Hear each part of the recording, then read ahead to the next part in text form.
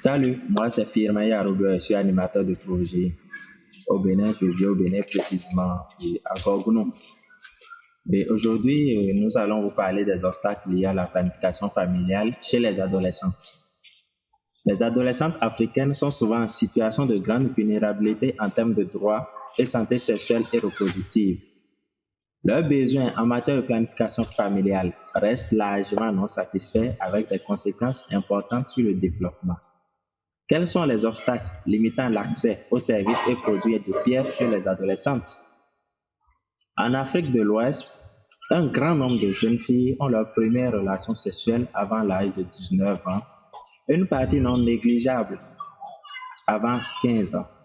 Ces relations sexuelles peuvent être non protégées et vécues sous la contrainte. Pour beaucoup de filles, le mariage constitue le cadre de ces premiers rapports. Ces facteurs contribuent à la prédominance des grossesses précoces et non désirées. Dans cette région de l'Afrique de l'Ouest, le taux de natalité chez les adolescentes sont parmi les plus élevés au monde.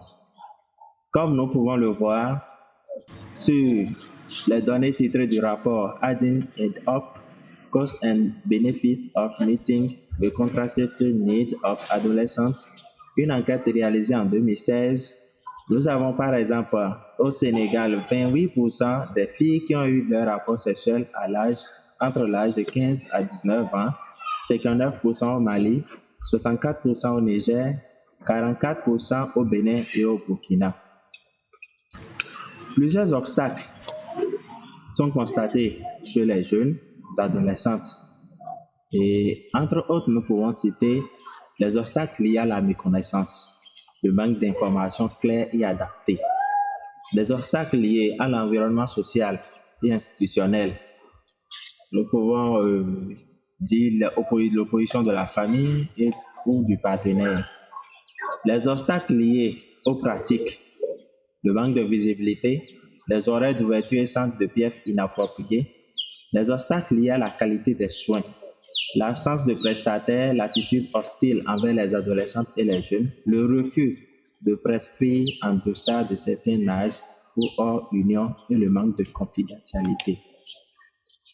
Pour en finir, nous énumérons également les obstacles financiers qui constituent l'un des obstacles les plus majeurs, surtout dans cette région de l'Afrique de l'Ouest, où le problème financier est tellement un problème récurrent dans cette zone. Et nous pouvons en dire qu'il faudrait que les gouvernants, les dirigeants de l'Afrique et du monde puissent venir en aide à cette couche-là, notamment les adolescentes, pour quand même un meilleur lendemain. Donc je vous dis merci de m'avoir suivi et à plus.